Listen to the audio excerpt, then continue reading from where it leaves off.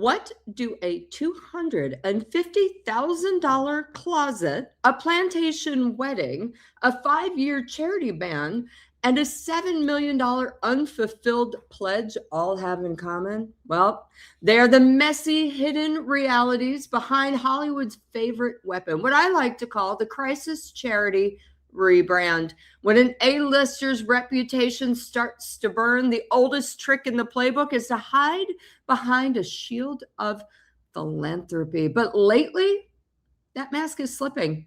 That's right. Welcome back, friends. I am Paula Froelich, and today I am joined once again by PR marketing maven. She's a whiz at branding. She is also a whiz at PR. And yes, of course, I am talking about, oh, here we go, Aliza Licht. Hello, Aliza. Paula, I love you. So happy to be back. I'm so happy to have you back. Now, listen, we're going to pull back the velvet curtain on what I like to call, hold on, here we go, Hollywood's All Saints Academy. Because, you know, we've got 5 of the most controversial women in pop culture right now. You have Meghan Markle, you have Blake Lively, you've got Naomi Campbell, you've got Amber Heard, and yes, even Angelina Jolie, or some people like to call her Saint Angelina. But they've all used the same tactics. And I gotta ask you, because we are going to get into this, is this kind of a financial shell game? Is it breathtaking hypocrisy? Is it general goodwill, or is it just desperate PR? I'd love your thoughts before we get into it. So the tell is in the consistency, right? So let's I mean, I love All Saints Academy, although I hear it's very easy to get into these days. It's moral high ground branding. It's the default setting of any single scandal. When you look at the track record, though, of like when people start doing it, or how long they do it, or if they do it long enough for like the scandal to move on, that's the tell. Exactly. And our first lady, I think you know her pretty well at this point.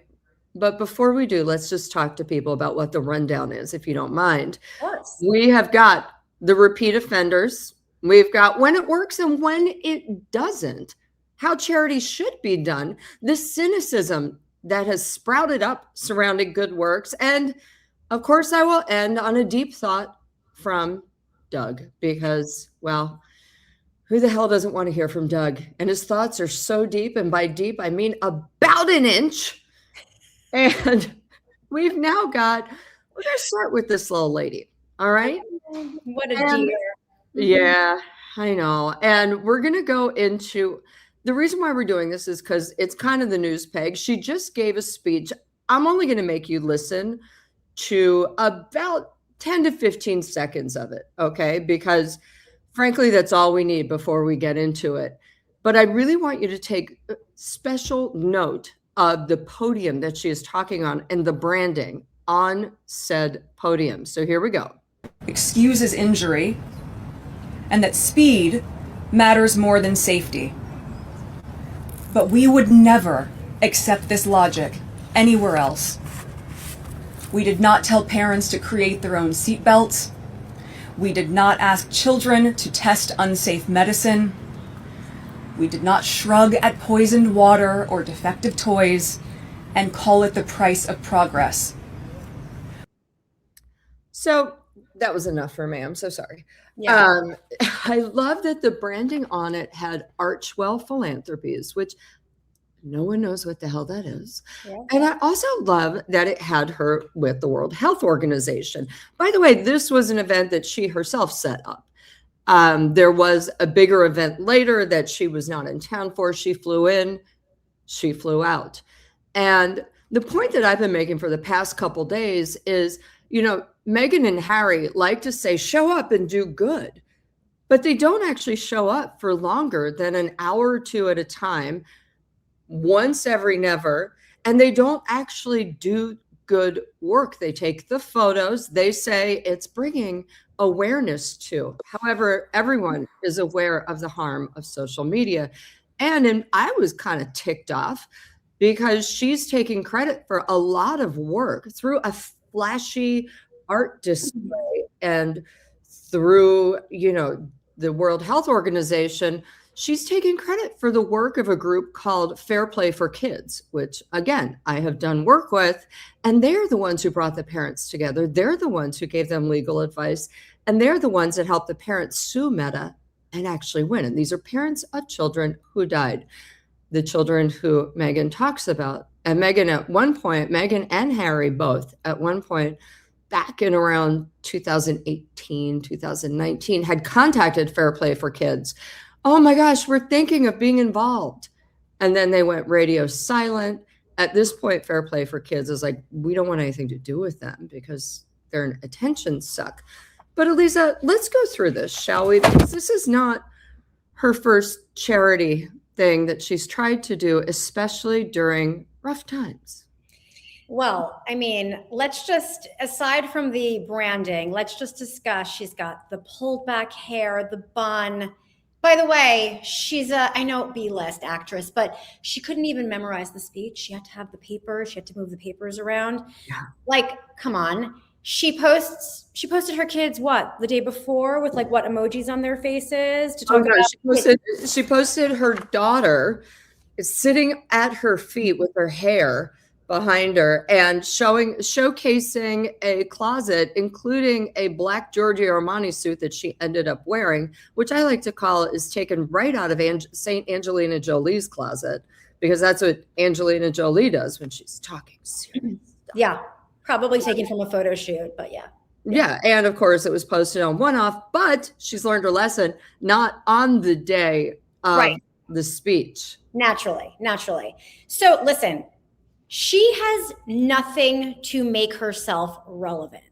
And she holds herself to the standard of Kate. And you can see it from her fashion copycat choices to the way that she will put on a frock to show up for these speeches. She doesn't have her own identity, so she has no choice in her mind but to borrow it from people that the public actually respects. And the way that she even delivers this TED Talk that she's doing, not one word is believable. Oh. And to your point, okay, sorry, go. Oh, no, I was going to say, just quickly, there are allegations swirling out there that a lot of it was cribbed from Dana Suskin's op-ed in the Chicago Tribune. So I ran it. I looked at it. There are some exact moments, but otherwise, whole sentences. There's one whole sentence that is borrowed, but the other, it's the sentiment that is completely borrowed as well. And she'll change certain things, but it is very similar. So it's not necessarily even her words.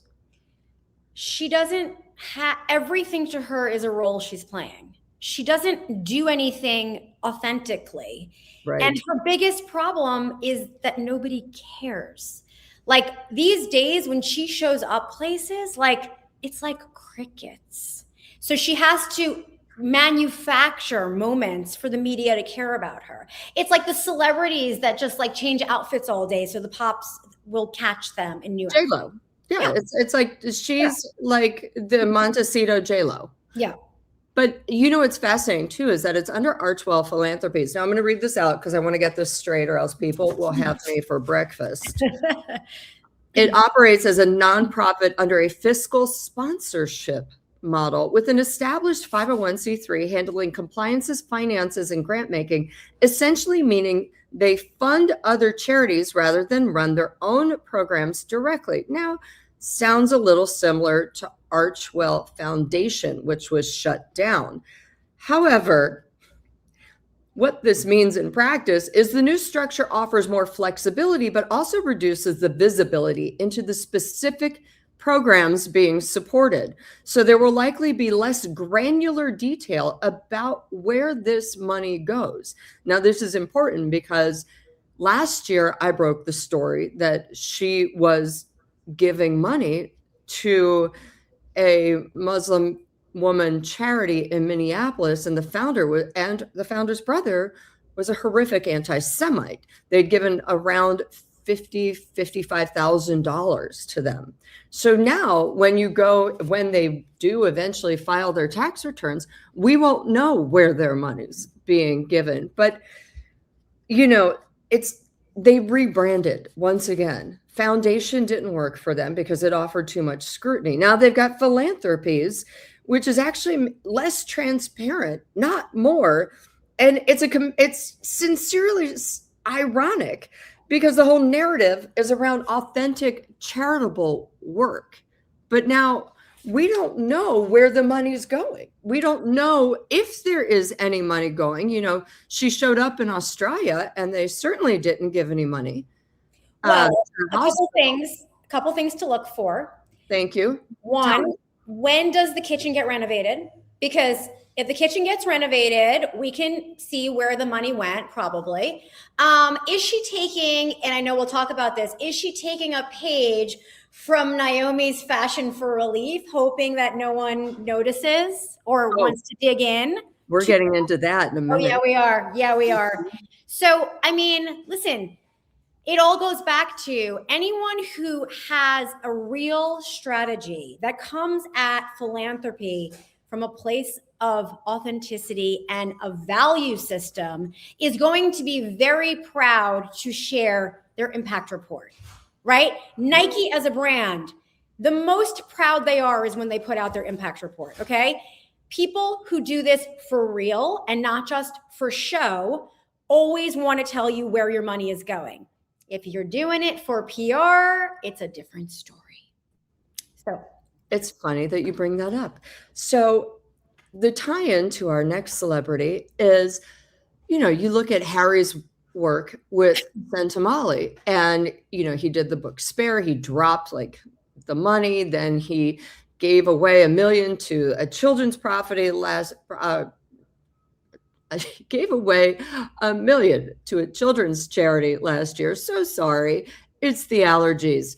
But, it's these one-offs, like when things are going bad and people start to do a one-off. And this brings me to our next ladybird, Blake Lively. And the reason why I bring her up is so many reasons. Number one, because the lawsuit, It Ends With Us, did massive damage to her personal brand, her other brands under her umbrella, because doesn't everybody have 10 brands these days? And, she needed to kind of try to reset. So once again, they did ye old charity giving, and they did it. But they did it they announced it again and again years later. She did this thing back it was 2019. Now, 2019 is important because it was, BLM, and it was a lot. And it was also when people started digging up her old glowing reports of her plantation wedding to Ryan, right? And so she announces, or someone announces, that they're gifting $2 million to fund social justice initiatives with the NAACP, LDF, and the Young Center for Immigrant Children's Rights. Now, sounds great, but of course, those of us at the time were like, oh boy, she's upset and freaked out about the wedding, and everyone's saying you shouldn't have a plantation wedding, linking it to George Floyd. Well, something happened, because in 2020, all of a sudden, the money went down, according to People magazine, who didn't notice that it went down by 1.8 million, but then said Blake and Ryan donate $200,000 to the NAACP Legal Defense Fund, saying we want to educate ourselves. I mean, what happened there?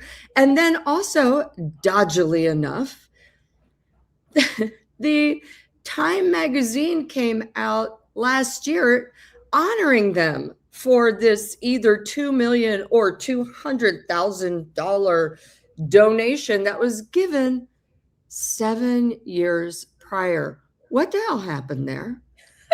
First of all, let's just be intellectually honest. Girl did not ruin her reputation just from lawsuit. She ruined her reputation on her own accord from her disastrous press tour, launching hair care at the same time as talking about the seriousness of DV, which she decided to just blow off. So I just want to say that. Difference between 2 million and 200,000, yeah, who cares? It's the same thing, right?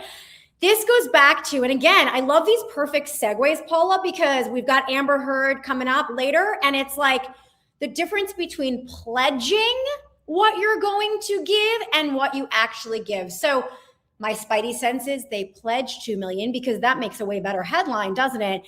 And then what they actually gave is 200,000. And by the way, it's like, can't you guys start as you mean to go on? This tactic of solving the problem by writing the check. How about working with people? How about showing up to meet with people? How about she met with, afterwards, DV survivors to talk about it? Or they don't do anything other than for the optics. There's no reality in terms of this philanthropy. And the time, listen, we all know when you get honored, a lot of times it is because you have written a check or you have friends at the publication who are like, yeah, I got you, girl. That is a favor. Somebody dusting off a donation from 7 years before to say, oh my God, you're so amazing, we're going to honor you now. That is a very talented publicist making sure that her client has some positive press around her in a time when she needs it. Yeah. So I would say, what was happening at the same time as Time 100? Because there's your answer. Yep, exactly. And also, let's get into it because those checks were a tax write-off. So, the 200,000 that we know of, not sure that 1.8 ever got fulfilled, but also, where's your long-term work? Did you only care about the NAACP when, oops, you talked about the plantation? Forget them now. And it's funny that you bring up DV. So she hasn't announced anything yet, but I did have Alison Boshoff on my show, and she said this, and then this will segue, and we're going to talk about it quickly, and then it perfectly segues into our next person. Everything that part. Yeah. So I think I hear what she's going to say because she's going to speak as well, and she's going to use it to launch a sort of Meghan and Harry style charity type thing, which is all for victims of online abuse, because she feels that she's been trolled online. She has been trolled online. I mean, for sure she has. Whether it's someone else's fault, I don't, we can debate. But yeah, that's what she wants to do. And she's going to do it all in the name of her children and, to protect the little kiddywinks from future online harms. That's going to be the big thing. Okay, wait. I'm sorry. By the way, that was about Blake Lively, but it could have been Meghan. Hold on. So what she's really done in this announcement is she's made herself the victim. She's the victim. She's the victim, not anybody else. She's the victim. So instead of, I missed the segment. I saw the announcement. I thought you were going to say that she was announcing something for DV survivors. No, let's be real clear. She's not announced it yet. That was Alison Boshoff saying they are working on it on, several campaigns. So it has not been it has not been announced, whatever, but Alison was saying, yes, this is their next step. And it just seems so cynical, doesn't it? You're right. She's the victim. She does believe she is the victim, 100%. She fully believes she was sexually harassed. She fully believes she was online trolled. She thinks that the world ganged up on her and that she's nowhere to be blamed. All right. So yeah, you're right. There does seem to be a very interesting thread throughout all of these things, doesn't there? Well, there's a couple interesting threads. One is that any celebrity that has good people around them, like if I were her publicist, I would have said to her, you want to do something good? Let's go back to what started this entire negative press cycle, which was your personal behavior on your press tour in dealing with a serious topic as DV. Let's create something that benefits those women. No, she's forgotten all about that. She's going to create something that benefits, not just benefits, shows people, look what I went through. Look what I went through. And by the way, it's no different than Meghan Markle, a couple months ago, or not even, maybe a month or two ago, where she's sitting around with kids and she's talking about, I have been trolled online terribly for the past 10 years and I'm still here. Yep. You're not kidding. You are not kidding. It is crazy making. And it's fascinating about her, like possibly starting something to divert, because that is exactly what this lady did, our little Naomi Campbell. Now, I have to tell you, I have bizarre love for Naomi. That's because you're a 90s girl like me. I mean, I get yes. it. I get it. Well, also, she showed up to several of my events. She also gave she gave me a hard and fast rule that I still live by. I remember I was having a book party and she showed up, and the photographer wanted to take our photos. And I had a drink in my hand. I go, yeah, sure. And she goes, darling, put the drink down. Never take a photo with a glass of anything. That way they can't prove you were drinking. It's good advice. It was freaking genius, and I owe her for that. However, the reason why she started Fashion for Relief was a horrific spate of beat-down allegations that went on. Yep. Between 2004 and 2006. She allegedly beat 4 personal assistants, 3 maids, and 2 photographers. So of course Naomi was kind of like, oh, I better do something. God damn it. Oh my God. I remember that. And see, the thing is, it's like when there's so many examples like that, it's like, we all know the story, right? Mm-hmm. Listen, I mean, I think we have to give her credit for almost being she was kind of the, yes, you are right. She was kind of the OG of, but look, I do this. It's okay. But I mean, here's the problem though. She actually ended up she was accused of using Fashion for Relief as her personal piggy bank. Right. But she said it was like the management team. She said she didn't know anything about it, which is like, classic 101 answer. Oh, of course. However, now I got to read this too, because, legalese. Uno momento. The scandal was, of the nearly 4.8 million pounds Fashion for Relief raised between 2016 and 2021, only 389,000, just 8.1%, went toward actual charitable expenditure. The rest, much of it was used by trustees for personal expenses, including hotels, flights, spas, and personal security. The UK's Charity Commission gave Campbell a 5-year ban from being a charity trustee. That's a big one. Fashion for Relief was dissolved and removed from the charity register entirely. And Naomi's team said they uncovered evidence suggesting a fake email account was used to impersonate her, and that she wasn't aware of any of the allegations or given the chance to respond to them. And a tribunal has granted her permission to appeal on this basis. But wow. I mean, there are other allegations. You look at Invictus, right? With Tom Bauer saying, well, they don't pay for the non-active military members to attend the Invictus Games, but Harry and Meghan are flown in and put up at really nice places, And I remember there were allegations in early 2000 of Alec Baldwin's mom, Carol Baldwin, using it as a personal piggy bank. And that is the problem, isn't it, Aliza? Well, these charities, I mean, first of all, none of this is surprising, really. I was just remembering when Meghan matched her outfit to like the Invictus logo colors. That was Oh boy, yes. But it's not surprising. First of all, these are formulated, to your point of the All Saints Academy, as press hooks. They're all press hooks. They're all giving these people reasons to talk about other things, reasons to point to it when people say, oh my God, what a bad person you are.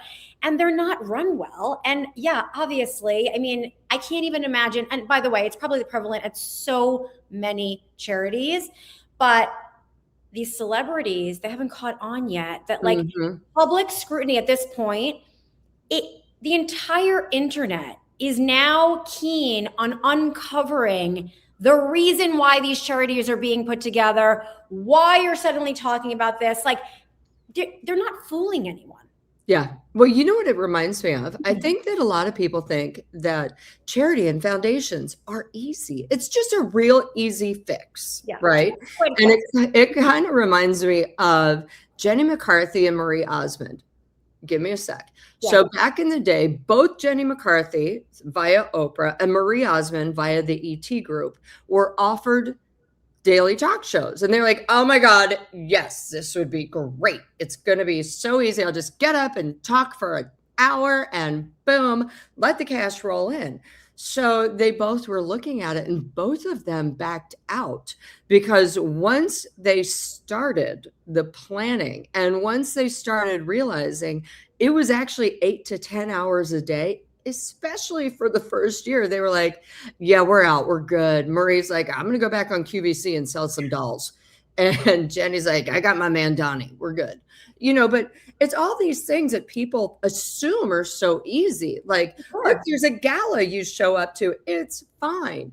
But really, charity is not easy. And foundations are not easy. No. You know, and I think they just assume it's a Band-Aid fix for a bad situation, which, you know, you're like, A, you're not fixing the root problem, like you discussed earlier. But B, I don't think you get it. This is a booby trap if you don't do it right. By the way, and correct me if I'm wrong, you know, Oprah, I believe, you know, a lot of these donations are actually not funded by the celebrity themselves. It is actually the culmination of having a foundation where you're gathering funds from many different entities, where actually the celebrities are not reaching into their own pockets to actually make the donation. Right. Right. And it's also, by the way, it's interesting because it is a bit of a money laundering thing, right? Totally. Like, let's say, Aliza, you have your own foundation. I, Paula Froelich, give to Aliza's 501(c). I get to claim that on taxes, and then you get to claim the entire thing on taxes. And then I've donated, I've made a donation, I get the press on it, but really you paid for it. Mm-hmm. Totally. Well, you get the press, you get the accolades, you also get a lot of things written off.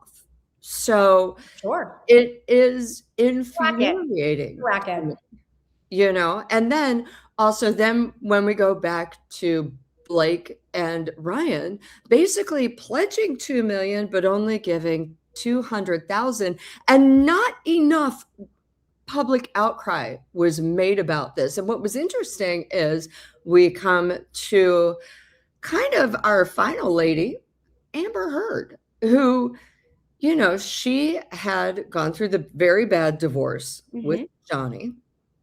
And, you know, she had scored a major PR win when she announced she would donate her entire $7 million divorce settlement to the ACLU and Children's Hospital of Los Angeles. Unfortunately, they all said they had never gotten the money. By 2017, she'd only donated $350,000. And it's at the trial in which he sued her for defamation. ACLU Chief Operating Officer Terrence Doherty testified that Heard had been credited with donating $1.3 million in 4 installments, but had made no payment since December 2018. Now, this is interesting because when people look at balance sheets, people often assume credits are the same as deposits. They're not. And then once they went to trial, we're going to watch this, it absolutely devastated her. Hold on. Settlement to charity at that point, had you? That's incorrect. Sitting here today, Ms. Heard, you still haven't donated the $7 million divorce settlement to charity. Isn't that right? Incorrect. I pledged the entirety of the Ms. Heard, settlement, $7 that's million not my to question. charity, and I Ms. Heard, intend to Ms. fulfill Heard, those obligations. Ms. Heard, that's not my question. Please, What was try your to answer question? my question. Sitting here today, you have not donated the $7 million, donated, not pledged, donated the $7 million divorce settlement to charity. I use pledge and donation synonymous with one another. But They're I the same don't. thing. Ms. Heard, I don't use it synonymously. That's how donations are paid. Ms. Heard, respectfully, that's not my question.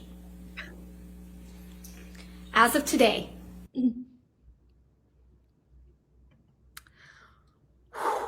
Now, at the end, she did say, after the trial, basically, I couldn't pay because I needed the money financially. She's now living in Europe with her 3 kids that she had via sperm donor. Definitely not Elon Musk, but Definitely didn't pay part of that 1 point, whatever it was. 100%. So, it's very interesting that she thought that pledging and donating were interchangeable. Well, that's just stupidity, Paula. I mean, those are different verbs. But also, better yet, her lawyer didn't prepare her for this super obvious question. I mean, shame on them. But again, this is where there needs to be an entity that tracks it through time, because everyone just hopes, you know what? News cycle changes, they'll forget about it. No one's thinking about this anymore. There's new scandals to follow. But there needs to be someone, it could be you, Paula, who just every month we can have a celebrity donation update. Has the money been paid? Because the answer is going to be no, it has not. No, and by the way, attention. nor will it ever. It's just kind of like, hey guys, I'm pledging $5 billion to fill in the blank. And you make the announcement, nobody ever checks up. All of a sudden the headlines are, Paula Froelich is a billionaire. It's just sheer crazy laziness. And it's really in the hall of, it's a hall of fame, which, by the way, is led by this woman. This is the woman who they all look to, who they all say, well, just pull an Angelina Jolie. And to be fair, Angelina Jolie, even before she met Brad, even before she slept with Brad and, messed up her rep with all the Jennifer Aniston fans, started off 2021. She became a UNHCR Goodwill Ambassador after filming Lara Croft and in Cambodia and visiting refugee camps. 2001 to 2004, she was already doing extensive field missions globally, including in Sierra Leone, Pakistan, Tanzania, Cambodia, and Thailand. 2002, adopted Maddox from Cambodia. I believe around that time, she started a charity in Cambodia. We'll get into that in a minute.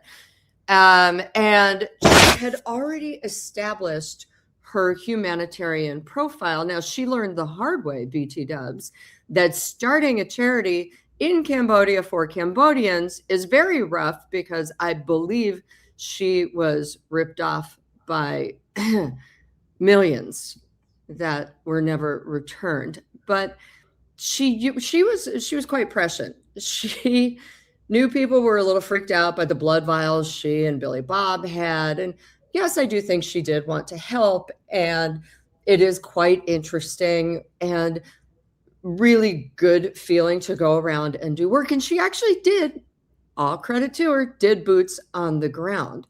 What drives me crazy now is that every time something bad comes out or is about to come out, she knows when, because now her and Brad are in this never-ending lawsuit. And with the Chateau Miraval, their divorce is finally settled. However, the Chateau Miraval fight will go on, just like my heart for you, Aliza.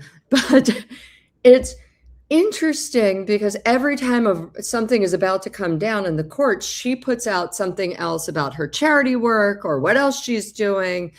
And it's just, it's starting to become very cynical, but she is kind of the godmother to this group right here, the All Saints Academy. Everyone seems to be like, yes, Angelina. She's the founder. She's the founder of the All Saints Academy. Listen, exactly. The big difference is not one of these other people ever put boots on the ground anywhere, right? So we have to give her credit for boots on the ground.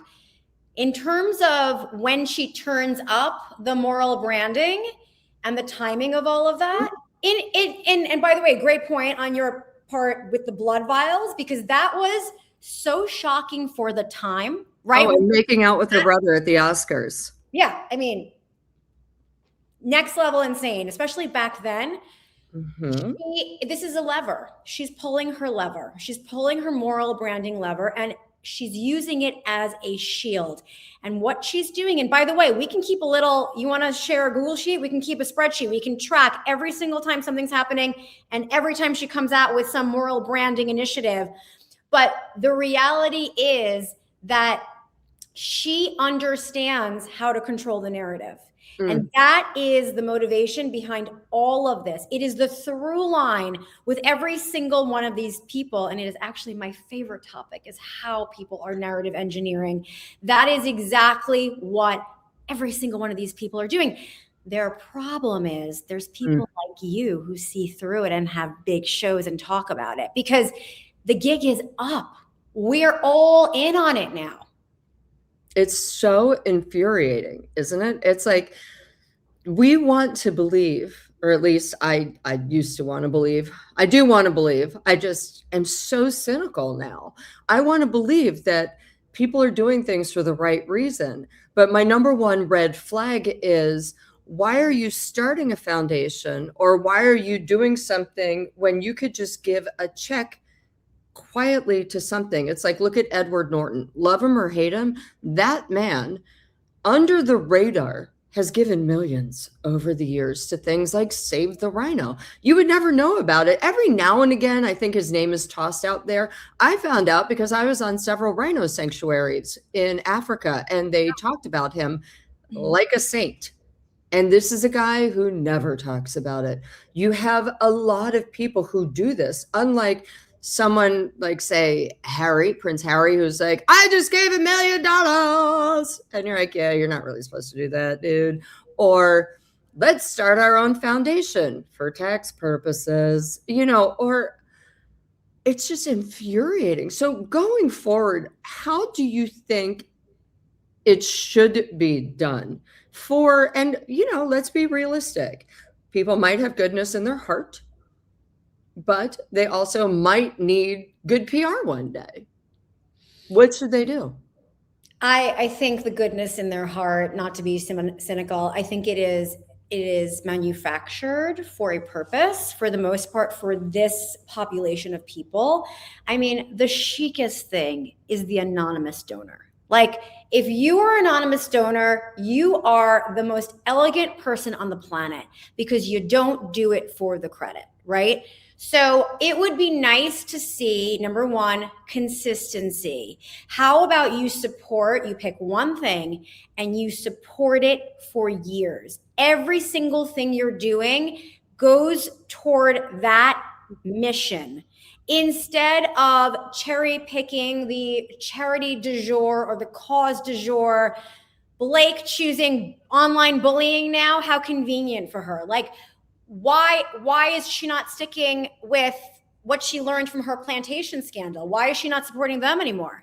I don't know. Apparently NAACP isn't that chic anymore. Yeah, not chic. No, she doesn't. So to me, it's like, that's the story. Hey, Blake, a question for you.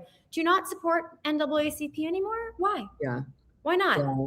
It's infuriating. It's boots on the ground. It's actually meeting with the people who are the people who need to benefit from these donations, understanding what these people are going through, giving your time consistently, and going deep on the cause for a very long period of time. But none of these people can do it because they're never coming from a place of authenticity. No.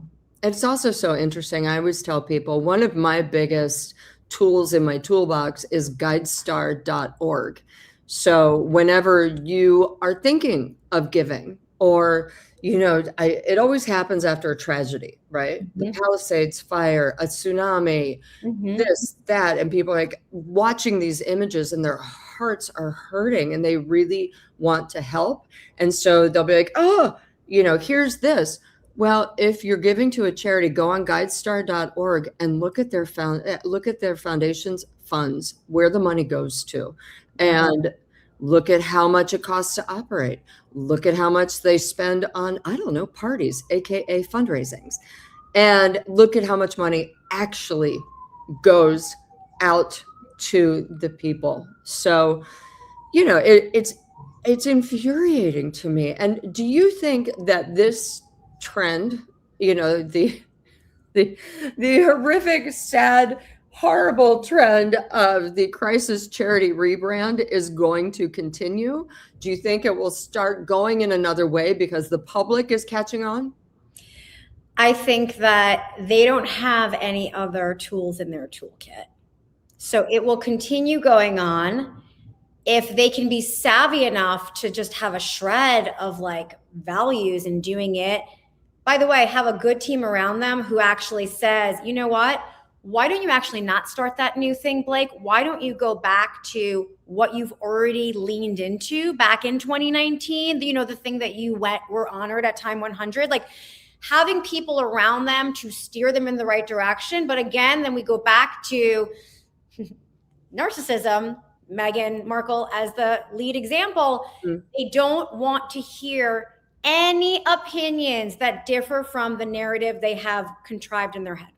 It's funny that you say that because, I almost at one point uncharitably thought that Blake filed the lawsuit because she was over-identifying with and trying to get with DV and sexual harassment. And she was like, I'm really going to control this narrative now. Look, I'm a victim now, just like you all, especially after all the online hate came out. Like, wait, you're marketing this as a girls thing?